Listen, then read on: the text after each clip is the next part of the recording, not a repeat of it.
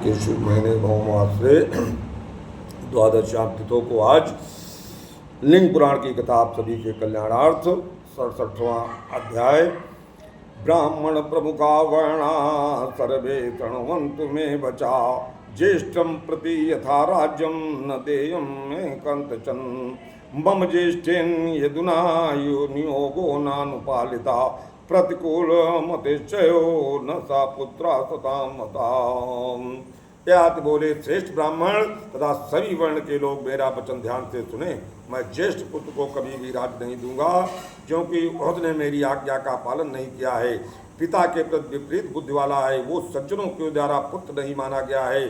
सज्जन लोग माता पिता को वचन को मानने वाले पुत्र की ही प्रशंसा करते हैं।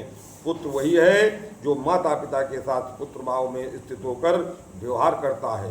यज्ञ ने मेरी आज्ञा की है, माता पित्रो वर्चना कर्तव्यो पुत्र पदस्ते, सा पुत्रा पुत्र बद्धस्थो वर्तते मात्र पितृसु, यदुनाम अज्ञातस्था तुर्वसुन्ना पिचा, द्रुद्रोहन चानुना चयुम यज्ञा कृताम व्रतम, पूर्णा च कृतं वाक्यम मानितश्च विसेतता, कनीयानम मंदायादो जरायेन्द्रतामम, शुक्रेण में समाधिष्ठा देवयाना कृते जरा, प्रार्थितेन पुनस्देव जरा सच्चारिणी कृता।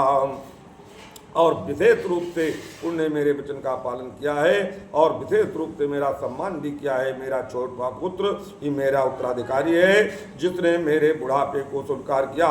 शुक्राचार्य जी ने देवयानी के लिए मुझे जरावस्था प्राप्त होने की आज्ञा दी थी। जब मैंने उससे प्रार्थना की तब उन्होंने पुनः बुढ़ापे को संचारणी बना दिया।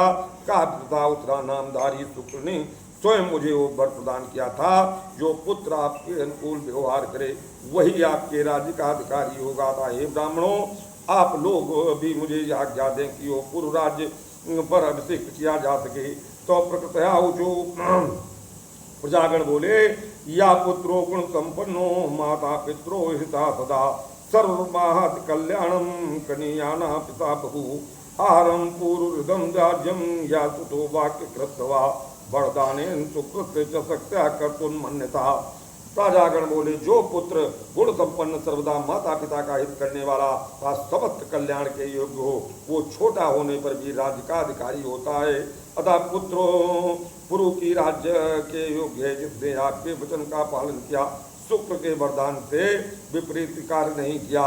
तो सूत कहते हैं, एवं जन पद तुष्ट नाहोते सदा, अभिशिक्षम ततो राज्ये पूर्वम सतुतात्मना, दिशिं दक्षिण पूर्वच्चां तुर्वत् पुत्र मादिशत, दक्षिणायां तो राजा यदुं ज्येष्ठं न योजयत, प्रतीच्याचम उत्तरस्यां सुदृष्टां चान्नुतावो। इस प्रकार जब प्रसन्न हुए नगरवासियों ने नौ पुत्र याद से कहा, तब उन्होंने अपने पुत्र पुरु को राज्य का अभिषेक करके तरवस को दक्षिण पूर्व दिशा में रहने की आज्ञा प्रदान की। इसके बाद राजा यात ने ज्येष्ठ पुत्र यदु को दक्षिण दिशा में नियोजित कर दिया और उस दोनों ध्रुवा तथा अन को पश्चिम तथा उत्तर दिशा में नियुक्त किया। नहुत पुत्र यात ने 7 द्वीपों वाले सागरों से पृथ्वी को जीतकर पुत्रों में राज्य को 3 भागों में बांट दिया। इस प्रकार पुत्रों में राज संक्रमित करने वाले आहर्षपूर्ण बंधन वाले राजा बंधुओं पर उनका भार सौंपकर प्रसन्न हो गए। अर्त्रगाता ममाराज्ञा पुत्रा गीता चयांतिना, या विप्रत्याहरित कर्मानं सर्वतोंगानि कूर्मवत्, ताविरेवं नरा श्रीमान तथा कर्म कोटिकृत, न जातु कामानामोपभोगोन साम्यति। यात के द्वारा इस विषय में पहले से कही गई गाथाएं, जिनके द्वारा मनुष्य जिस प्रकार कछुआ अपने सारे अंगों को समेट लेता है, वैसे अपनी समस्त कामनाओं को समेट लेता है और उन्हीं से श्रीमान हो जाता है, अन्यथा नहीं। चाहे वो करोड़ों कर्म करने वाला ही क्यों न हो, कामनाओं के उपभेद से इच्छा शांत नहीं हो सकती। जैसे हव्य के द्वारा अग्नि बढ़ती ही जाती है, इसी प्रकार ये निरंतर कामनाओं से प्रज्वलित होती है। पृथ्वी पर जो भी व्रीहि जौ सोना पत्र तथा स्त्रियां वही सब वस्तुएं किसी एक के लिए भी पर्याप्त नहीं है। ये मानकर मनुष्य को कामना मुक्त हो जाना चाहिए। सकल कामनाहीन जय तुलसी बाबा ने जाया, जो कामना से बीन हो गए वही संसार में सुखी है। नाल में कस्यम तत्सर्व मित्यवत्वा समम व्रजेते यदा न कुरुते भावम सर्वभूतेषु पापकम कर्मणा मनसा वाचा ब्रह्मा संपद्यते तदा देदा परान वेद परे चात्मानाम विवन्ते। और तब वो जब मनुष्य सभी प्राणियों के प्रति मन वचन तथा कर्म से पापमय भाव नहीं रखता, तब वो ब्रह्म को भी प्राप्त हो जाता है। जब वो दूसरे से डरता नहीं, दूसरे लोग उससे डरते नहीं, जब वो दूसरों की निंदा करता नहीं, वो दूसरे को दोष देता नहीं, तब वो ब्रह्म को प्राप्त हो जाता है। जो तृष्णा दुष्ट बुद्धि वालों के द्वारा बड़ी कठिनाई से त्यागने योग्य है, मनुष्य के लिए जीर्ण होने पर जीर्ण नहीं होती, तथा जो प्राण का अंत करने वाला है, तृष्णा जो है वृद्धावस्था में भी जीर्ण और बढ़ जाती है, उस तृष्णा का त्याग कर देने वाले को सुख ही सुख है।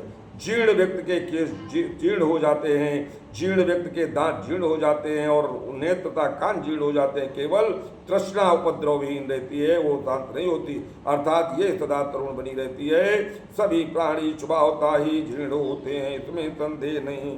जीविता धनाचाचा जीर्ण तो न जीर्यते यच्चम काम सुखम लोके यच्च दिव्यम महत्सुखम। जीर्ण हो जाने पर भी जीवन की आशा एवं धन की आशा जीर्ण नहीं होती। संसार में जो काम सुख है तथा जो स्वर्ग का महान सुख है, वो तृष्णा के नाश के सुख की 16वीं कला के भी बराबर नहीं है। ये लिंग पुराण के 67वें अध्याय में वर्णन करते हुए लिखते हैं, तत्वंसा सुपच्यते पुण्या देवार सत्कृता यर्वा प्राप्ता पृथ्वी तत्वां सूर्य मरीच भी। ऐसा कहकर राजा अर्थात पत्नी के साथ वन में चले गए। महायशस्वी वही ब्रह्मतुक शिखर पर निराहार रहकर महान तपस्या करके भार्या सहित स्वर्ग को प्राप्त किया। उनके ये पवित्रता देवर्षियों द्वारा सत्कृत 5 वंश है, जिनके द्वारा संपूर्ण पृथ्वी उसी प्रकार व्याप्त है जैसे वो सूर्य की रश्मियों से व्याप्त है। याद के पूर्ण चरित्र को पढ़ने तथा सुनने वाला मनुष्य धनी संतान युक्त आयुष्मान कीर्तिशाली एवं बुद्धिमान हो जाता है और सभी पापों से मुक्त हो जाकर शिवलोक को प्रतिष्ठित हो जाता है। लिंग महापुराण के अंतर्गत पूर्व भाग में सोम वंश में याद चरित्र नामक अर्थ पूर्ण हुआ। बोलो बोले बाबा की जय हो।